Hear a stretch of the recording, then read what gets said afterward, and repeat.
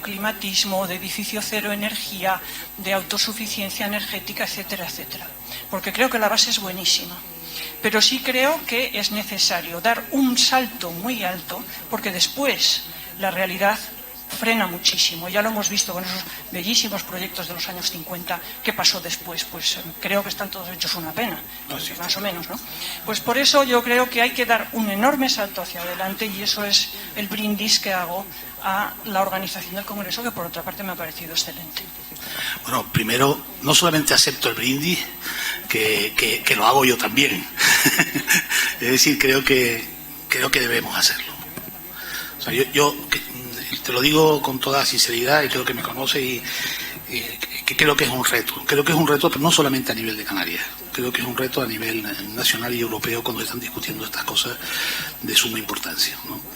Y yo insisto, el atrevimiento de coger tesis y disciplinas e investigadores con un talante joven, novedoso, que han puesto sus miradas y sus tiempos durante más de 4, 5, 10 años en algunos casos, trabajando y produciendo estos documentos, era el momento de hacerlo. ¿Por qué no se pudo hacer antes? Porque no los conocíamos. Y aquí es verdad que ha pasado algo en el tiempo, que ha habido una fractura. Yo creo que ya conocemos esa fractura. Conocemos por qué se produce esa fractura. El problema es saber ahora cuáles son los retos futuros de cómo resolvemos esa fractura. Completamente de acuerdo, asumo incluso la responsabilidad de transmitir esto al gobierno de Canarias, a la consejería, a la viceconsejera no, porque está aquí presente, y el viceconsejero de Política Territorial está aquí presente. Incluso otros miembros, incluso de responsabilidades importantes desde el punto de vista institucional, que están aquí presentes. Y me parece que desde las dos universidades, la Universidad de La Laguna y la Universidad de Las Palmas de Gran Canaria, me parece que es fundamental proponer esto. Yo decía al principio, y he estado creo que en casi todos, ponía 3 congresos a nivel internacional que podían tener una cierta similitud a este, que no es cierto. No digo que sea mejor este que otro, no. Lo que digo es que por primera vez me parece que el soporte, como ha dicho el último interveniente, el soporte del territorio está contando algo de una forma clara cuando hablamos de turismo. Mi gran discusión, y lo digo sinceramente, mi mayor preocupación ha estado que los medios de comunicación, cuando me han hecho tantísimas entrevistas estos días, todos hablaban del factor de la promoción turística. Todos. Y me parece muy bien, pero yo creo que hay que incorporar un puntito más, que el territorio y las condiciones obviamente del paisaje como elemento de soporte territorial son absolutamente necesarias para establecer una sensata opinión sobre el turismo. Y todo lo que hemos aprendido desde el punto de vista de sostenibilidad, eficiencia energética, ambiente, etcétera, creo que son imprescindibles hoy día de hablarlas en un congreso de proposiciones con respecto al turismo. Por tanto, mi compromiso contigo, y te comprometo, o me gustaría comprometerte, si me permite, también. Bien, ¿alguna más? Don Carlos.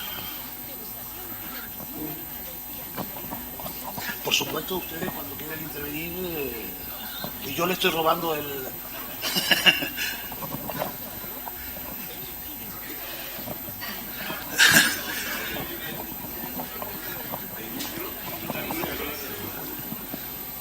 Conectando con la intervención y lo que te viene comentando también a ti, creo que al Congreso... Sí, precisamente, perdóname Carlos, tuve la suerte de venir con Carlos caminando lentamente y como siempre contándome cosas de La Laguna inteligentes.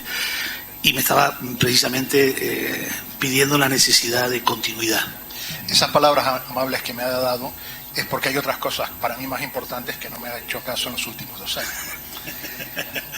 Lo que planteaba, y me parece muy positivo, por parte de los asistentes, la militancia de asistencia.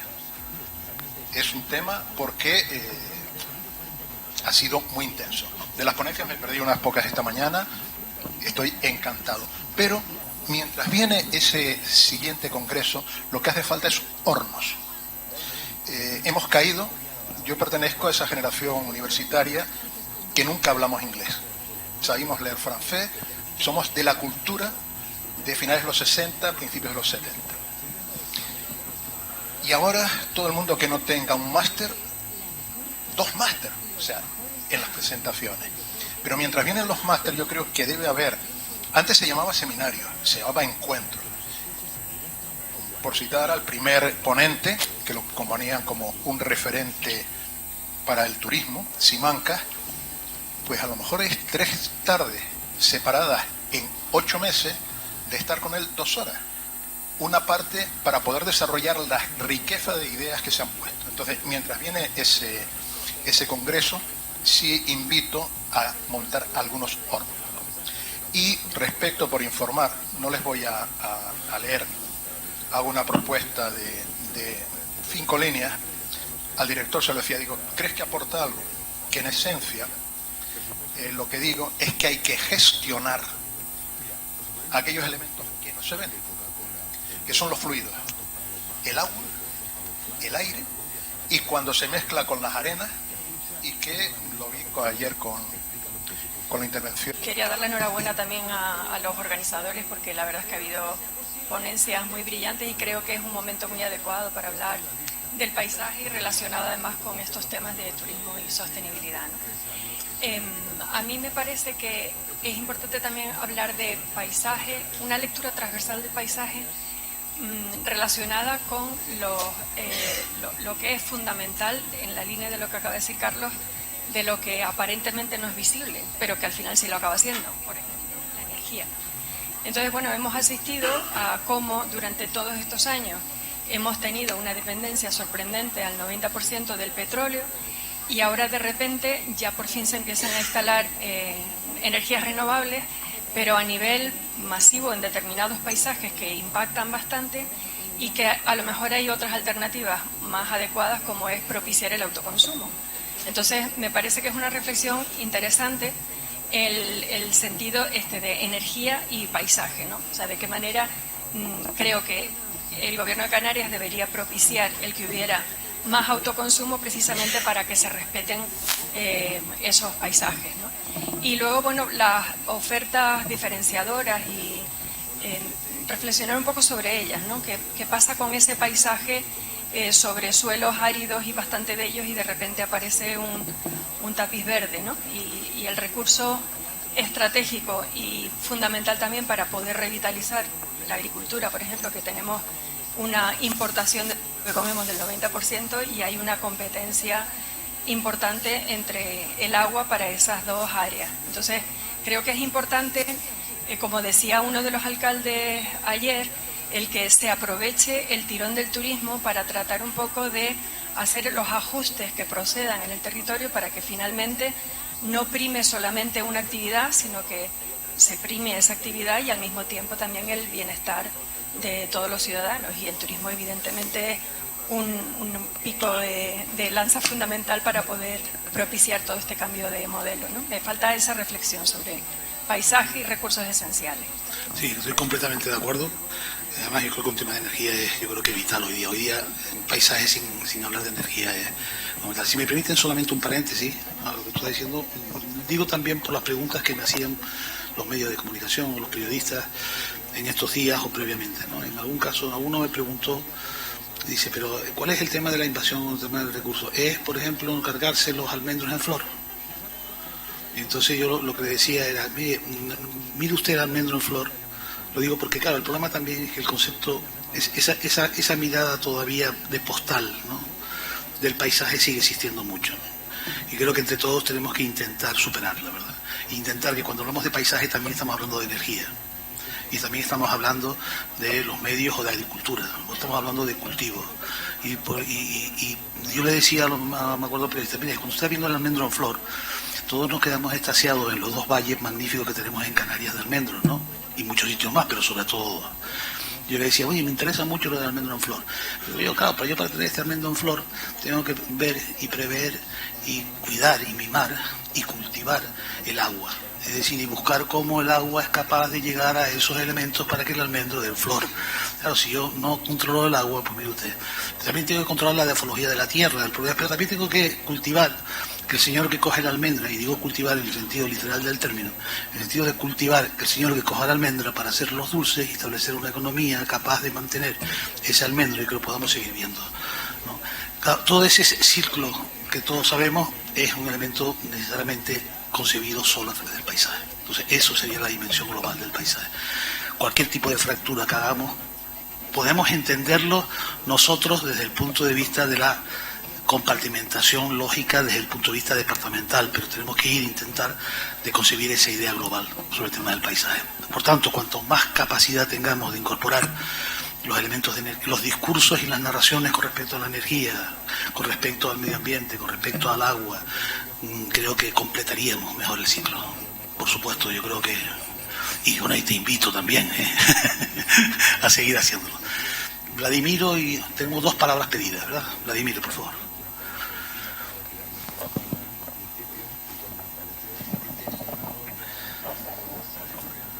Sí, bueno, yo por un tema de tiempo va a ser muy breve. El mundo rural de estas islas lo han gestionado los campesinos. Eso ocurrió hasta el otro día. Hace 40 años teníamos 100 y pico mil campesinos en esta tierra que vivían mejor o peor, y no vivieron bien, pero eran los gestores de este territorio. Estamos en una sociedad que en estos momentos menos del 3% de la población activa y encima envejecida son los gestores de este territorio. Hemos declarado el 50% del territorio canario protegido, pero no hay protectores. 130 o 140.000 hectáreas forestales que tiene estas islas, la plantilla que tiene medio ambiente de todas las islas no llega a 1.700 personas. Por lo tanto, aquí hay un tema de recursos y recursos humanos. Hay una crisis hacia el mundo rural muy seria. En Holanda es un país avanzado y tiene campesinos o tiene agricultores y tiene ganaderos. Aquí eso entra en el pasado. Por lo tanto, unas jornadas como estas tenemos que hablar, porque el cambio social más serio que se ha dado en 500 años de historia de Canarias se ha producido en estos últimos 40 años. Que hayamos pasado de más de 100.000 hectáreas cultivadas con problemas de adaptar plantas tropicales al medio árido como Lanzarote o al medio árido como el sur de Tenerife, y que hoy no tiene campesinos. Los almendros, el principal tema que tienen en estos momentos es que ya no hay quien los pode ni los limpie, ni quien compre un kilo de almendras de aquí. Por lo tanto, no voy a robarles a ustedes el tiempo, pero en unas jornadas, yo no he estado en todas las intervenciones, pero las he estado siguiendo. Unas jornadas como estas tienen el mundo rural y el mundo de la escuela, de la educación y la mentalización hacia lo pequeño, lo local, en ese mundo de ordeñar el WhatsApp todo el día. Tenemos que hablar de estas cosas. Y esto es parte de unas jornadas donde los urbanistas, cultura urbanista, que es la que domina en este territorio, tiene que mirar para el campo. Porque, entre otras cosas, medio ambiente no se puede gestionar lo que hemos visto ahora en California. En California ha ardido menos superficie que la isla de La Palma. Y hemos visto en el país más rico del mundo, con más de 100 aparatos aéreos luchando contra el fuego, y el fuego lo apagó la lluvia. El 25 de noviembre cuando llovió. No podemos seguir pensando que los incendios los vamos a apagar con drones. Necesitamos campesinos y gente que mire para el campo. Es parte también de un tema de estrategia de supervivencia en un territorio. Perdón que les haya robado el tiempo. Magnífico. Señor Lozano.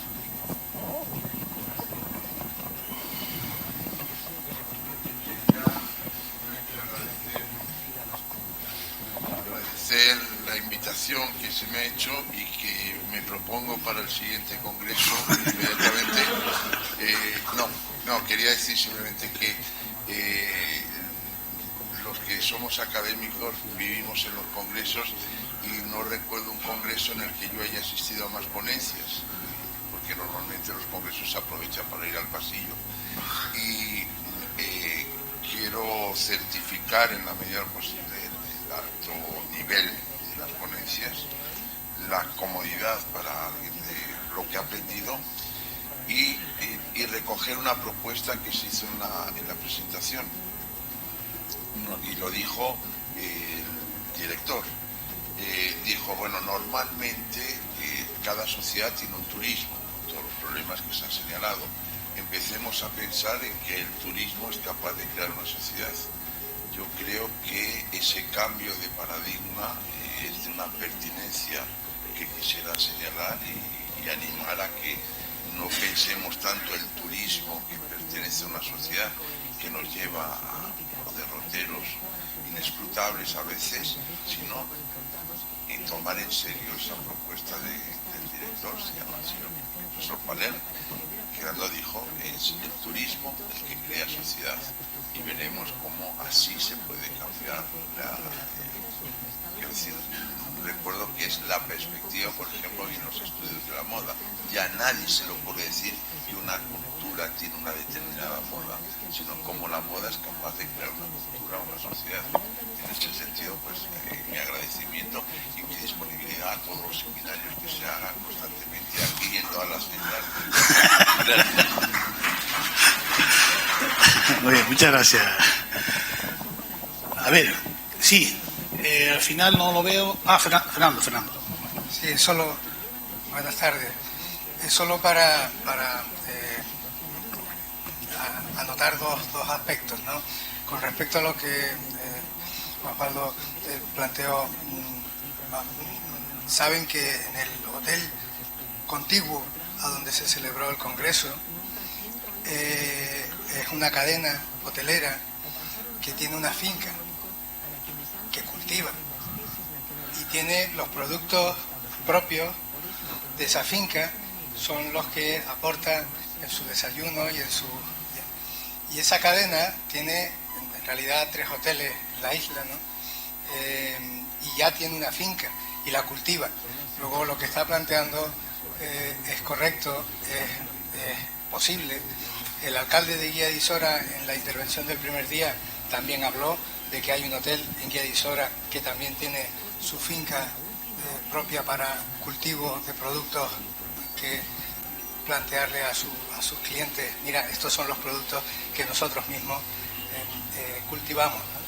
Y considero que ese es un aspecto que debe introducirse en aquellos, al menos en aquellos hoteles de nueva creación, ¿no? Ojalá podamos también hacerlo con los que se renuevan, ¿no? Y después, en segundo lugar, también con respecto a lo que planteó Carlos, un problema que hemos tenido con la ley del suelo reciente, ¿no? Que es la definición de solar.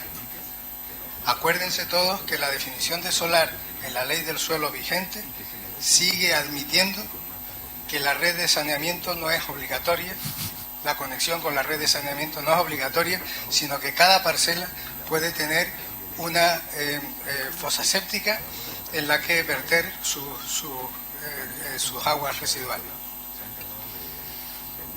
Muy bien, muchas gracias, Fernando. ¿Alguna aportación? A ver, el micrófono. Había uno por aquí también, ¿no? Está ahí.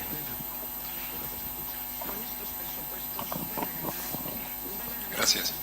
Era solamente para hacer un poco más hincapié en lo que había hablado Vladimir, Araceli, Fernando, en hacer un poco más, poner un poco más el acento en la agricultura. Por supuesto que la agricultura crea paisaje, pero también crea economía. Respecto a lo de intentar hacer una ley para los nuevos hoteles, la implantación de los nuevos hoteles, etcétera, en que se dé comida ecológica de aquí, yo creo que francamente no va a hacer falta. Me da la impresión de que muy próximamente los turistas, gran parte de los turistas que vengan aquí exigirán comida ecológica. Entonces habrá dos posibilidades: o traer comida ecológica, alimentos ecológicos de Francia, Alemania, Italia, o sea, producidos fuera, con lo cual ya dejan de ser ecológicos en cierta manera, en el sentido de que tienen que recorrer muchos kilómetros en avión, cuando lo que se propugna es, o uno de los componentes esenciales del alimento ecológico es el kilómetro cero. Es decir, lo ideal, y creo que es una manera de crear, de levantar un poco el campo, no solamente la agricultura, sino también la ganadería. Y realmente no solamente eso, sino cualquier fuente de ingresos de los que tuvieron nuestros ancestros, nuestros antepasados. O sea que es un poco poner en valor todo lo que hemos tenido aquí. Es decir, mi propuesta concreta sería que en el futuro Congreso se le dé toda la importancia que tiene al lado del turismo y con el mismo rango agricultura, ganadería y los demás otros sectores primarios. Gracias. Muchas gracias. Buenas tardes. Yo abundando en lo que decía el amigo Vladimiro y el señor, en estos momentos a nivel mundial se está planteando la agricultura de cercanía. Pero yo creo que en este debate y de cara al futuro o los futuros congresos hay que plantear una cosa muy importante. El mago, sabio y señor y en virtudes millonario en esta tierra ha sido el hombre del campo, el hombre que ha defendido el campo, menospreciado, vejado, olvidado en muchas ocasiones. Bien es verdad que en épocas pretéritas había un gangochero intermediario entre el agricultor y el consumidor. Hoy hay muchos gangocheros en ese camino. Yo creo que entre lo que es la agricultura de cercanía y la dignificación del hombre del campo, que es catedrático del campo, es catedrático, es un señor con un título de sapiencia enorme y lo ha demostrado en la inmigración, cultivando y creando riqueza en otros países. El nuestro lo necesita, las islas imperiosamente, yo diría que mucho más que el territorio nacional, que tiene más ventajas. Estos son unas islas muy frágiles y somos los más distintos y los más distantes. Hay que poner el acento desde el punto de vista político en la ayuda y en la configuración del nuevo agricultor, del joven agricultor que tiene que acceder a esa profesión con una dignidad y con un respeto de la sociedad porque lo necesitamos. Muy bien, muchas gracias. Supongo que me la permitirán y no querrán que una... en marzo, del 12 al 22 de marzo, 10 días, se va a celebrar en Canarias el Congreso Mundial sobre Territorios de Bancales del Mundo. Congreso Mundial ITLA 2019, que hemos ganado la convocatoria a través del gobierno, a través de la consejería, a través de los cabildos, y se va a desarrollar durante 12 días bancales. Habitar y cultivar en territorios de bancales. Creo que esos temas, invitarlos obviamente, pero me parece que eso es un tema donde también cabe introducir dentro de esta expectativa qué significa el turismo frente a esos elementos. Esperemos que también sea resultado. Y eso no quita para que en cualquier caso, en los próximos, el reto lanzado de hacer el Congreso, introduzcamos también estos factores determinantes. La viceconsejera, doña Blanca Pérez. Vamos a ver, yo es que quería ir en la misma línea que Valer. O sea, este congreso es paisaje, turismo y sostenibilidad. Evidentemente nuestra isla no podemos, por eso luego intentaré ver por qué no estoy de acuerdo con determinadas cosas que se dijeron esta mañana, que aunque no estaba así lo estaba recogiendo, por el tema de las tasas turísticas y demás. La isla es un todo. Nosotros lo que tenemos que intentar es que nuestro motor económico, conseguir que sea sostenible. Que sea sostenible no significa solo que tenemos que hacer porque las declaraciones de impacto no, cuando uno hace un estudio del impacto de lo que sea, no solo tiene que hablar del impacto sobre el espacio natural, tiene que hablar del impacto sobre la sociedad en la que está, sobre la economía, sobre su cultura y sus costumbres. Como decía antes el técnico de la viceconsejería, de las propias emociones. Yo les digo, 3 meses llevaba en la consejería y a una empresa de las grandes le dije, me van a tener que cesar o me voy a tener que poner mala, pero yo no sé lo que dice la norma, pero yo no firmo eso. Era un parque eólico en los Altos, los Roques de Famar. Antes se lo comentaba otro compañero, pero yo no firmo eso porque es que no me van a dejar entrar en mi casa. O sea, no sé lo que dice la norma, es que no me van a dejar entrar en mi casa. La agricultura, por supuesto que tenemos que hablar de la agricultura. Es que la agricultura también ha construido nuestro paisaje. Es que cuando hablamos de las aéreas, del pasaje de las aéreas, ¿qué es? Un pasaje agrícola. tradicional no tiene nada que ver con el paisaje natural. O sea, es que los paisajes, nuestros paisajes tradicionales y nuestro territorio protegido no tiene que ser solo el estrictamente conservacionista naturalista, sino también el que ha generado nuestra propia cultura. Y ese es otro gran debate. Pero claro, es que todo no lo podemos hacer en 2 días. Este motor económico lo tenemos que repensar. Y yo creo que lo que ha hecho el gobierno es decirle, oiga, ustedes que son los que se supone que saben de estas cosas, reúnanse todos, hablen, propongan y marquemos el futuro. Eso es lo que ha pretendido el gobierno que haga. Evidentemente no pretenderán que lo resolvieran en 2 días, ni que lo abarcaran todo, pero sí se ha puesto la lanza, y de hecho alguien podría decir que tú le hubiese llamado a ya estamos a 6 meses de las elecciones, ¿cómo se te ocurre poner un título como ese a la jornada? Pues ni eso. Pues claro que tenemos que hablar de invasión de recursos y luego explicar de lo que estamos hablando, pero creo que no nos vayamos más allá de lo que debemos irnos. Hemos propuesto, vamos a trabajar todos juntos, porque además el modelo tiene que ser un modelo consensuado, tiene que ser con los expertos que son ustedes, pero tiene que ser también con nuestra gente y con todos los sectores productivos, incluidos defendiendo también los intereses de la industria turística que ya se está adaptando a recoger y a trabajar con el producto de cercanía, entre otras cosas porque es el que le demanda al turista. Es que ahora yo estoy con presiones con determinados sectores que no hemos podido, por ejemplo, hacer el decreto de la ecoetiqueta hasta que no tengamos personal para resolverlo, porque a veces la administración pasa eso, no podemos avanzar más porque no tenemos recursos humanos para avanzar más allá. Pero nos están diciendo, oiga, que es que yo quiero certificar mi actividad porque eso me renta. Porque eso le renta, ¿vale? Porque le es un espejo, ¿no? Y porque se lo exige el que viene.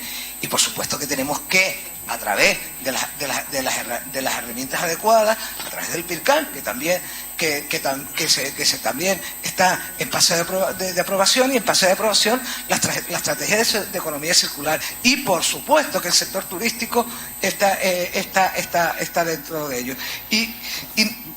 Y en cualquier caso, el autoconsumo en las energías renovables no ha sido posible fomentarlas en Canarias. Hemos tenido que avanzar y sabemos en parte que es que, por ejemplo, lo de Arico no puede ir a más y que tenemos que buscar soluciones para la implantación de las energías renovables y no meter más eólicos en esa zona. Pero la realidad es que el autoconsumo hasta hace nada en las normas energéticas de este país estaba penado, porque es que parece que teníamos que darle la entrada a las energías renovables hasta que no se metieran los mismos otra vez en el sector de la energía. Parece que no podíamos ir a lo que se está haciendo en el resto del mundo, como en Alemania. Hasta que los dueños del mundo no se hicieran con las energías renovables en España, no iban a dejar que pudiéramos hacer el autoconsumo. Y esa es la realidad, y eso se lo dije yo al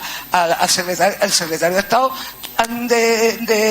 del PP hace como 8 o 9 meses, pero es que los del PSOE no se están dando prisa tampoco en acelerarlo, y se lo dije, porque yo, como todos los que me conocen saben que soy pues un poco políticamente incorrecta, se lo dije porque es así, porque las cosas son así, y tú no me puedes decir que, oiga, que usted, que lo que está pagando usted con los derechos de emisiones, le está pagando a los mismos la implantación de las energías renovables. Deje usted que podamos tal, porque eso no nos consume territorio, y más a nosotros que somos islas.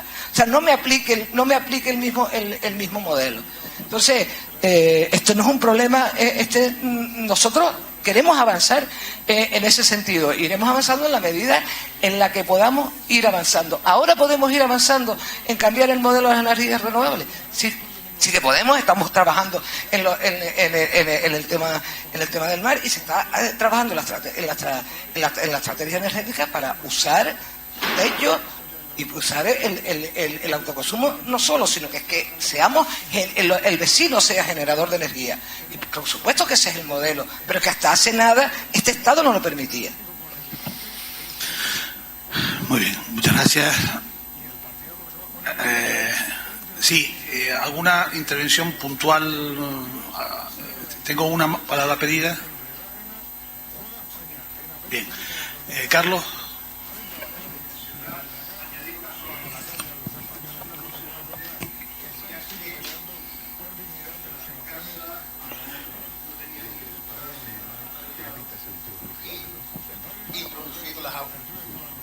Introducir las aguas pluviales. Yo creo que él se olvidó, y por eso la puntualización, que es el volumen importante, no son las pluviales, son las aguas negras. Y las que van a las alcantarillas, insisto, están sin depurar, la mayoría. De la intervención de la viceconsejera, yo no creo que esa fuera su intención, pero mucha gente, cuando se dice espacios protegidos, conservacionismo, es como si lo metiéramos en un fanal, quede aislado. No. Es para que se utilice, para que haya movilidad, estabilidad en muchos aspectos. También dijo la viceconsejera que tenemos los usos que se están haciendo, es lo que hay que prestarle atención. Miren, están metiendo en espacios naturales actividades que no tienen nada que ver. El senderismo es una cosa y las carreras masivas es otra. Entonces hay que dimensionar los impactos que se producen y no crear posturas de enfrentamiento. Entre todos somos insuficientes para arreglar el problema que estamos teniendo. Y yo soy testigo desde el año 69 y he visto toda esa evolución. Entonces es dimensionar, buscar soluciones y trabajar el diálogo al máximo. Si no... Muy bien, muchas gracias. Bien, les doy la palabra a los tres moderadores o al que quiera intervenir, si quieren intervenir, obviamente. Simplemente decirles que en cualquier caso las conclusiones, independientemente de sus aportaciones, las conclusiones las vamos a tener y las van a tener ustedes, obviamente, toda la publicación. Por favor. Buenas tardes a todos. Bueno, a mí me toca resumir la jornada de hoy completa, añadiéndome también a Javier Azuara, disculpando a Javier Azuara que no pudo venir. Al final fueron 7 ponencias que yo voy a resumir en 10 palabras. Como no he dado 10 minutos, yo voy a resumirlo, a intentarlas resumir en 10 palabras. Una palabra, no 10 palabras, sino una palabra por cada una de las ponencias, ¿no? La primera ponencia de Rocío Narbona, yo creo que la palabra más interesante y además con una carga poética importante era precisamente su título, ¿no? El de las transferencias. Las transferencias de la emoción con el paisaje, esta transferencia entre lo personal y el paisaje que estás viendo, ¿no? O cómo se produce la transferencia de la arquitectura al paisaje y del paisaje a la propia arquitectura, ¿no? O también las transferencias de escala.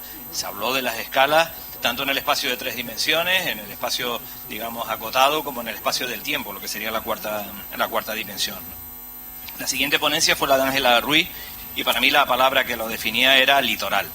Y ella entendía y explicó el litoral como un objeto de deseo. Creo que eso en unas islas como las nuestras lo tenemos todos claro, ¿no?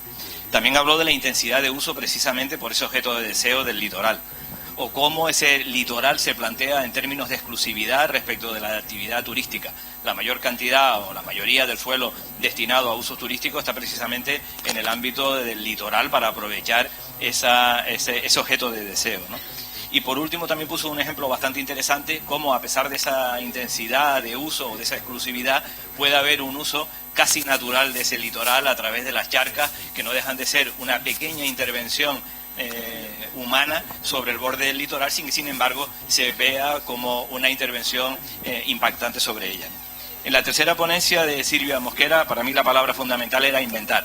Ella la utilizó en su primera parte de la exposición cuando decía que ella hablaba del caso de la Costa Brava, que el paisaje en la Costa Brava no existía y que había que inventarlo, ¿no? Hizo un recorrido a lo largo del tiempo a través de las distintas campañas publicitarias verdaderamente interesantes a través de la fotografía, ¿no? Habló del paisaje sin arquitectura y del paisaje con arquitectura.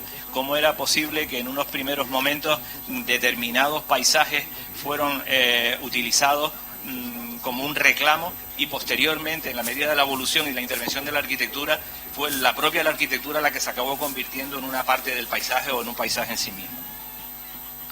La cuarta ponencia fue la de Spyros Papadopoulos, y su palabra, para mí la palabra mágica y la que él más repitió, fue la de estereotipos, ¿no? Yo creo que eso lo aplicó y lo desarrolló de una manera bastante brillante sobre la historia de las campañas publicitarias del turismo griego, y creo que nosotros lo hemos vivido aquí en Canarias en todos los sentidos. Las falsas campañas publicitarias, la poesía de los eslogans, que me parece también una frase magnífica, en cómo el eslogan va evolucionando a lo largo del tiempo y se acaba convirtiendo en algo que ya no sabes si estás hablando de Grecia, de Australia o de Canarias, ¿no? Y cómo definió también el alquiler vacacional, ese caso en el que el turista precisamente no quiere ser turista y se mezcla en otros usos totalmente distintos, y que también le ha pasado a Grecia, ¿no? La quinta ponencia fue la de Juan Antonio González, explicando el caso de Tembel, y para mí la palabra que mejor la definiría a todo el conjunto de la ponencia y realmente a esa intervención es la palabra adaptación. Él defendía cómo el proyecto de Costa del Silencio, del Plan Parcial Costa del Silencio, intenta adaptarse al terreno y cómo mezcla el terreno natural, las lavas volcánicas o el cardón, con todo un proceso de arquitectura bastante sistematizado, bastante regulado a través de una determinada trama, pero que sin embargo siempre tenía presencia el paisaje en su propia ordenación. La sexta ponencia fue la de Evelyn Alonso y Juan Antonio Sosa, donde también era otro buen ejemplo de demostrar cómo la buena arquitectura es capaz de integrarse en el paisaje del oasis de Maspalomas. Para mí la frase en este caso del oasis, la palabra mejor dicho, sería integración. En el caso de Costa del Silencio, adaptación; en el caso del oasis, integración, ¿no? Y en la última ponencia, la más breve, pero también una de las ponencias yo creo que bastante divertidas, que fue la de Gilberto González, para mí la palabra que lo identifica es turista. De todas las ponencias en las que tuvimos, es la que más se dedica a hablar del turista, pero además del turista de una manera yo creo que bastante desenfadada, ¿no? Empezando por la pregunta de que quién es realmente el turista. ¿El turista es una persona sola que ve esa actividad turística desde una única óptica, o realmente el turista pertenece a un grupo de personas que participa en esa actividad turística en un colectivo, ¿no? Y luego estableció, también abrió otra idea importante para hablar de ella, que era la relación entre el espacio común en el hotel, la relación entre el espacio común y el espacio privado. La importancia de qué actividades se desarrollan en la piscina, en el comedor o en la cafetería, frente a las relaciones dentro de la habitación, donde ya, digamos, aunque sea un hotel, no deja de ser un espacio mucho más privado, ¿no? Y las últimas palabras, que también quería felicitar a la organización, porque yo creo que no se puede decir más en menos palabras, es la suma de invasión o recursos. Yo creo que todos, cuando vimos ese eslogan, volviendo a la poesía que defendía Spyros también antes de los eslogans, creo que nos intuía que algo interesante íbamos a hablar, porque mezclar esos dos conceptos, invasión o recursos, creo que tienen una importancia bastante fundamental para poder entender lo que nos pasa en Canarias respecto del turismo. A esta frase mágica, o estas dos palabras mágicas, yo le añadiría la última, ¿no?, que es intensidad. ¿Por qué la intensidad? Porque eso además es una palabra que ha ido apareciendo en las distintas ponencias, en cualquiera de ellas. Porque realmente cuando se produce una alta intensidad de cualquier uso es cuando surgen verdaderamente los problemas. Cuando hay una alta intensidad es cuando hay una invasión. Cuando hay una alta intensidad de ocupación de los recursos es cuando tenemos un problema con ese uso de los recursos. Y por último, un debate que también se intuyó un poco cuando se hablaba de Airbnb y del alquiler vacacional, es otro debate que daría para muchísimas cosas, que es entender el uso turístico como un uso exclusivo. Esa fue la apuesta que hizo la Ley de Turismo de Canarias en el año 95, cuando estableció la exclusividad del uso turístico y no la compatibilidad con otros usos residenciales. Aquí en Canarias, salvo el Puerto de la Cruz, que sería una excepción en ese concepto, se ha apostado mayoritariamente por la urbanización turística separada de la urbanización residencial. Y verdaderamente el alquiler vacacional ha venido a plantear un problema cuando ese producto turístico, ese uso turístico, no se plantea en la urbanización turística, sino se plantea precisamente en la urbanización residencial. Esa incompatibilidad de uso es la que es difícil de resolver siempre y cuando estemos en el problema de la intensidad. Si la intensidad de cualquiera de los dos usos es pequeño, será perfectamente compatible. Cuando la intensidad de los dos usos es grande, es cuando se produce el choque. Por eso para mí la palabra intensidad es una de las que también define el concepto que hemos estado hablando durante todo este tiempo en este Congreso. Muchas gracias.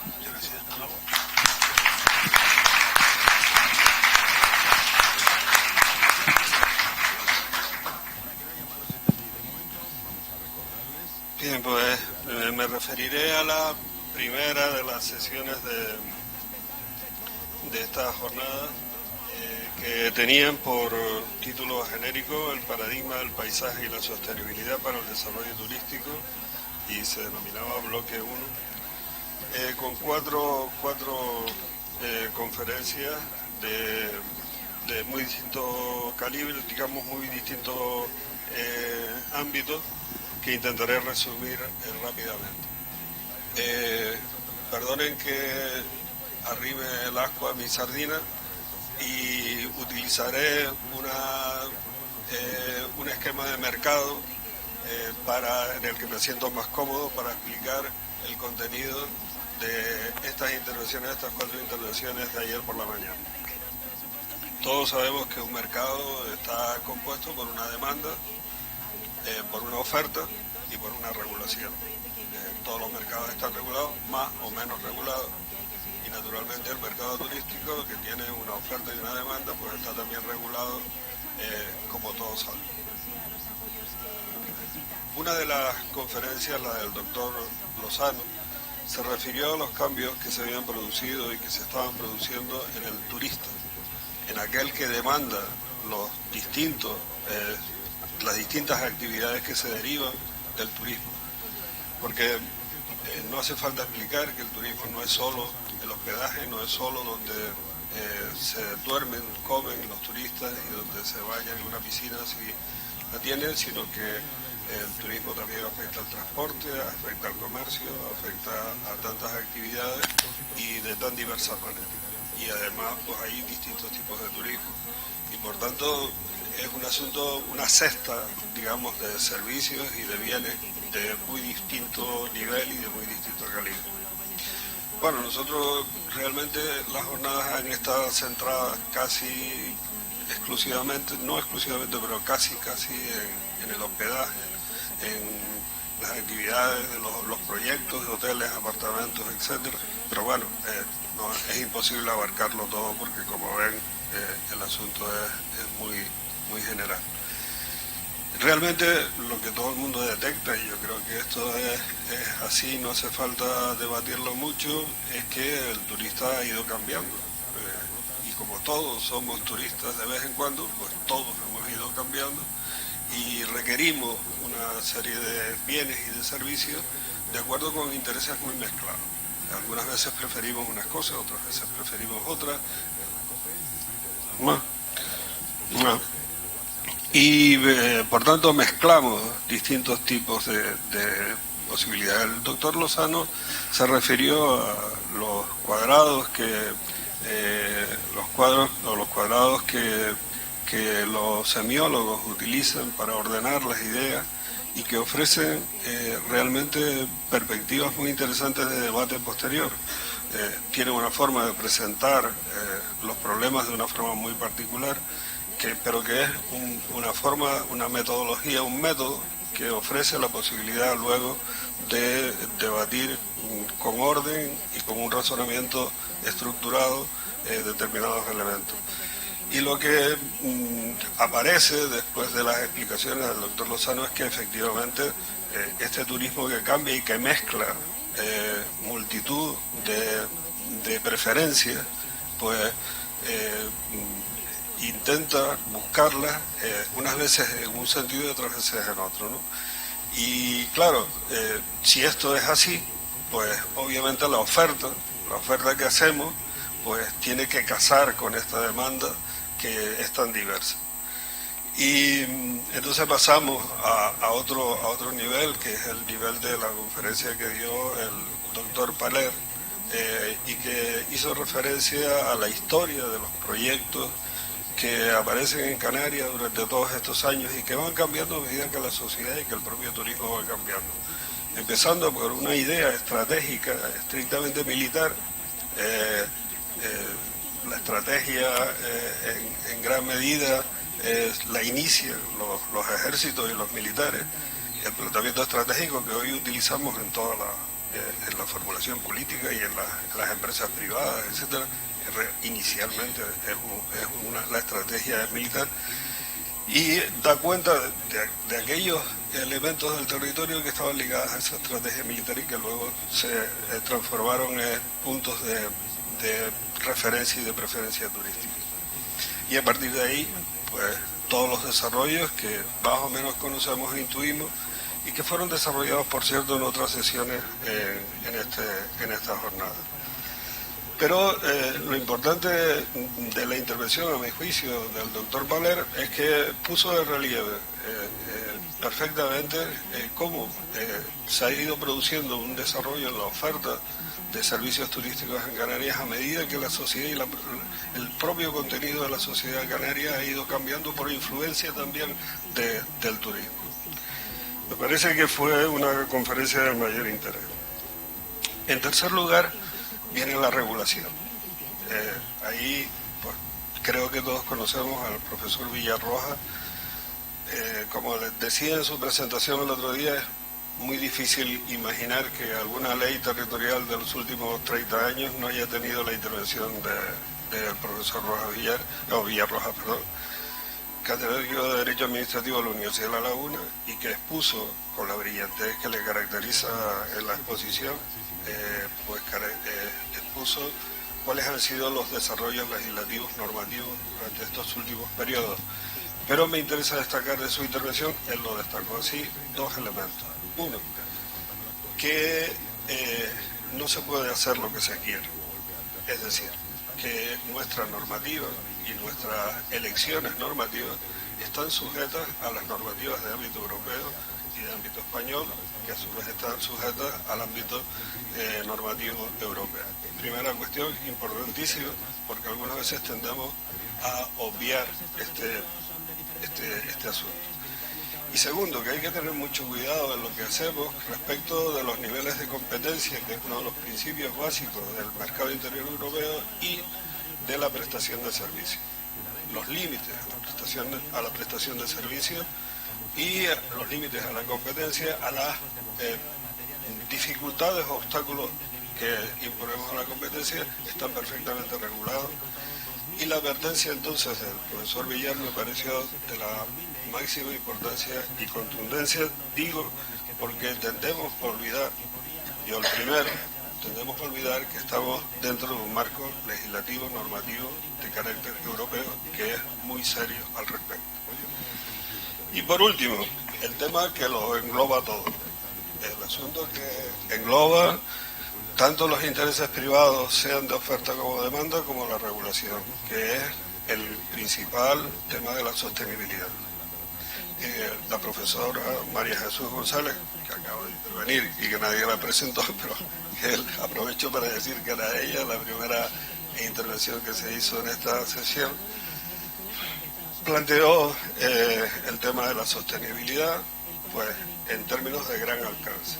No solo se refirió a un tema de sostenibilidad canario, sino que se refirió al tema de sostenibilidad global, señalando que hay que tener en cuenta la importancia de la huella ecológica y que hay que tener en cuenta que hoy existen técnicas de control medioambiental en materia de construcción, por ejemplo, y en otras materias que permiten evaluar con cierto rigor lo que hacemos en materia de construcción o de operaciones de inmobiliarias o de operaciones en general de intervención sobre el espacio público. Y esto fue lo que dio de sí esa primera sesión, que creo que en general fue muy interesante.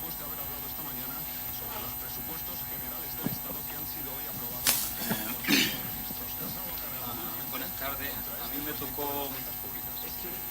Sí, me tocó moderar la última sesión de esta tarde, que tenía por título Estratos y Estrategias, Acciones para la Sostenibilidad. Estaba compuesta por 3 ponencias, y yo voy a intentar trazar algunas notas de cada una de ellas y establecer algún general en torno a lo que se ha debatido en este congreso. La primera conferencia fue a cargo del profesor Moisés Simanca, que básicamente nos presentó toda la metodología que se utilizó para desarrollar el plan de infraestructuras turísticas de Canarias. Lo que yo destacaría de esta metodología es que es sumamente participativa y eso pues supone una innovación sobre la planificación tradicional y a la que estamos acostumbrados. Moisés destacaba la importancia de que las infraestructuras estuvieran adecuadas al destino, la isla como destino, y que esas infraestructuras pues estuvieran validadas y consensuadas desde el punto de vista de todos los agentes sociales, incluyendo pues todas las administraciones, todos los implicados de la ciudadanía y los turistas, por supuesto. La segunda ponencia fue a cargo del señor Fernando Senante, acciones jurídicas y de gestión actuales y futuras en los requisitos de sostenibilidad. Nos presentó la importancia que tiene todos los mecanismos de ordenación para generar un producto turístico pues, que podríamos denominar de calidad y que suponga una gestión de los equilibrios entre los valores naturales, ambientales y lo que el mercado podría generar entre recursos económicos. O sea, en ese equilibrio entre invasión y recursos, pues la ordenación es una herramienta importante y ponía el énfasis en la gestión y además pues ponía ejemplos de cómo deberíamos tener cuidado a la hora de instrumentalizar esta gestión para no caer en los errores que se han cometido, y terminaba hablando de las miradas desde las que se podía ver el paisaje y el territorio, evocando pues la posibilidad de escalar también en las diferentes dimensiones o estratos de ese territorio hacia lo invisible, que se ha mencionado en algunas intervenciones de esta tarde. Y finalmente la presentación de Pedro Luis Rodríguez pues versaba sobre la herramienta de elaboración de impacto ambiental para definir también productos turísticos y proyectos turísticos, y ponía el énfasis en la dificultad de esta herramienta pues, como herramienta normativizada y sujeta a una legislación para adecuarse a los cambios que está teniendo los procesos sociales y las necesidades que tiene la sociedad a la hora de tomar decisiones que afectan también a su calidad de la percepción de su relación con el entorno, donde afecta también a las emociones. Entonces, sentaba como posibilidad los límites que tiene esta evaluación a la hora de consensuar ese tipo de procesos de interacción entre las intervenciones y la recepción que la sociedad, desde el punto de vista emocional, pueda tener del mismo. Yo creo que desde el punto de vista transversal, lo que está claro es que las tres intervenciones ponen el énfasis en la necesidad de que el producto, lo que se genera, el resultado de esa interacción entre seres humanos y entorno ambiental que el territorio acapara o atesora, pues sea una intervención, una relación lo más amable y lo más pues fluida posible, dentro de las herramientas que se disponen para acometer procesos naturalizados, podríamos decir, porque yo creo que una de las cuestiones que ha faltado en este Congreso es hacer una reflexión fundamental de por qué somos como somos, por qué estamos aquí como estamos, por qué hemos generado este resultado social. Ha habido muchas presentaciones identificando ese resultado e incluso ha habido presentaciones muy interesantes sobre los orígenes de los procesos de desarrollo turístico a base de los concursos privados para desarrollar entornos naturales con la base de productos turísticos, y hemos visto cómo han fracasado, cómo al final se acometen otro tipo de inercias y de procesos que tienen su razón, probablemente razones sociales o económicas que habría que identificar, y son las razones que habría que estudiar para corregir este tipo de fenómenos. Si no, vamos a encontrarnos dentro de 50 años pues como estamos, o dentro de 100 años o dentro de 150 años, no sabemos cómo vamos a estar, porque tenemos que tener en cuenta que el resultado de lo que vemos ahora es un resultado de un proceso de antropoceno, y que es un resultado transitorio, y que puede ser que dentro de 1000 años esto que tenemos ahora sea totalmente diferente, y tenemos que ir evolucionando hacia esas situaciones. Entonces, lo que yo creo es que nos falta mucho de procesos de gobernanza. Hay una cuestión que tampoco se ha tratado y que en el debate de los alcaldes se puso muy de manifiesto sobre la mesa, y es la tensión que existe en todo lo que se hace sobre el territorio. Y es una tensión social entre lo político, lo privado, lo público y todos los agentes sociales que participan en ese territorio. ¿Dónde está el límite de lo mío y lo tuyo y lo que tenemos que hacer sobre el territorio? Y esto tampoco se ha debatido en este Congreso. Yo creo que tenemos muchas agendas para continuar debatiendo y tratando estos problemas, porque lo que tenemos que construir es una sociedad con un mayor diálogo, porque la participación no es solo un instrumento de consulta, es también un instrumento de acción y de transformación social. Tenemos que aprender de esas sociedades avanzadas que han construido paisajes y han desarrollado paisajes donde se generan calidades de vida en todos los aspectos de la dimensión territorial, y no solo en la dimensión climatística y de obtener un rendimiento económico cortoplacista, sino pensar también en el largo plazo, pensar en dónde están todos los valores. Lo decía también Iván Álvarez cuando decía que en el paisaje hay una gran cantidad de valores que habría que contemplar a la hora de tomar decisiones. No se trata solo de primar un valor sobre los demás, sino de llegar a acuerdos, a negociaciones, para que todos los valores sean contemplados en ese proceso social de transformación y de crecimiento, porque en realidad el territorio y el paisaje nos ofrecen pues unos recursos, es un recurso que tenemos que activar desde todas las potencialidades que ofrece ese recurso.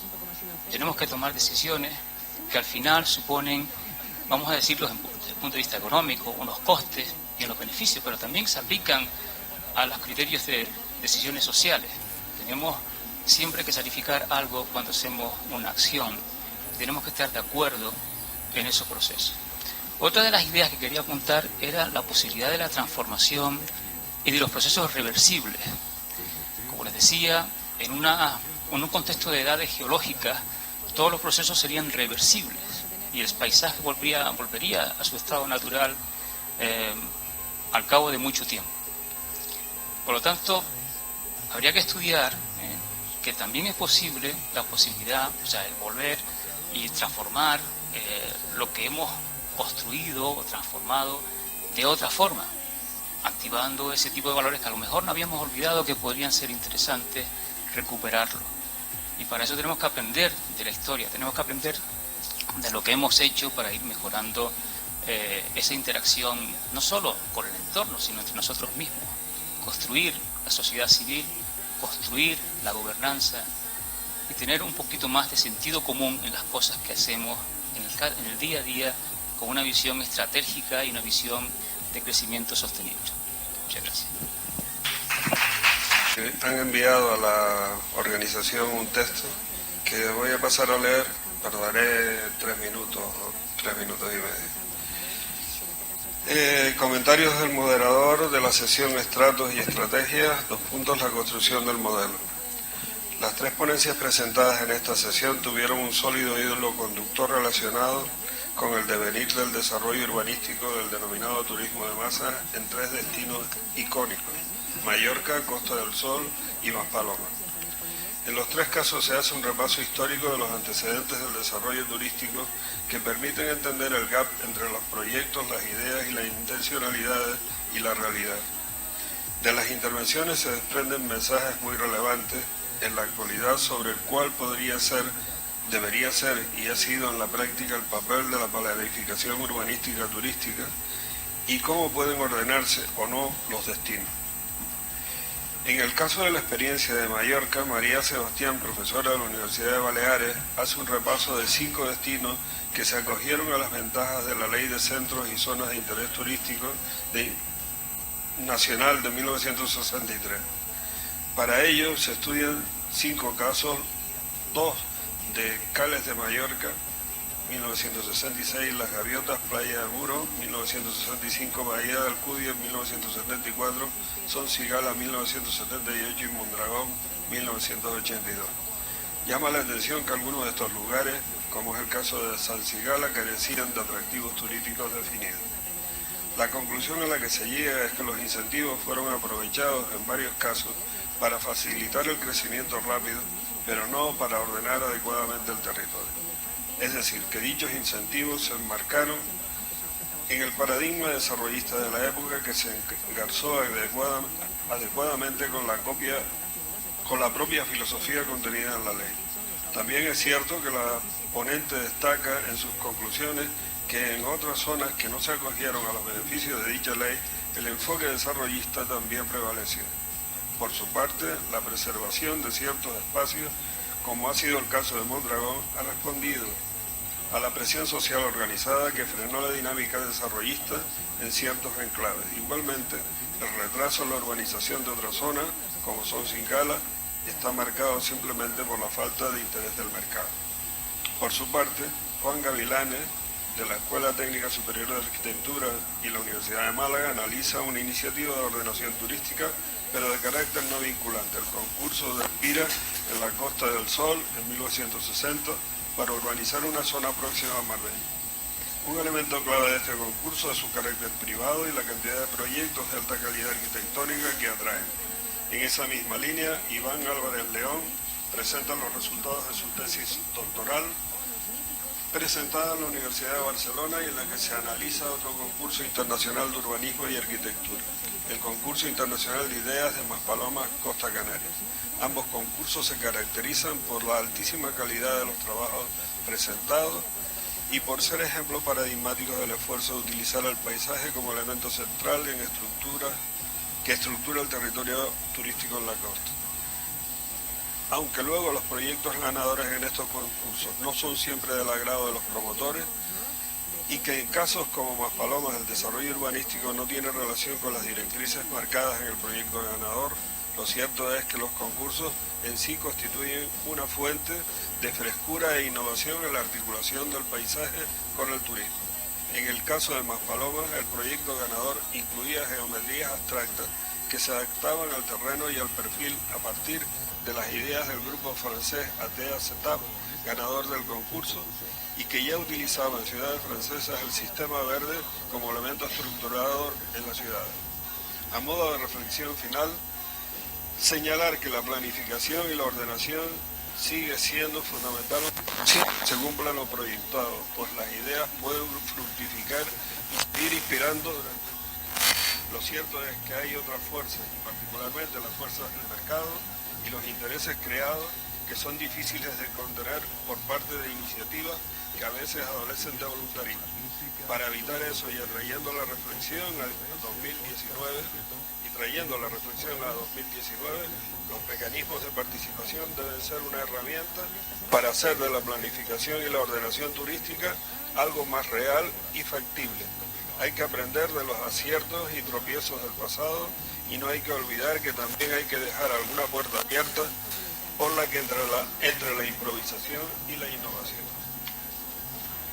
Bien, muchas gracias a todos por la labor y sobre todo por la presión que le he metido para poder hacer este evento. Muchísimas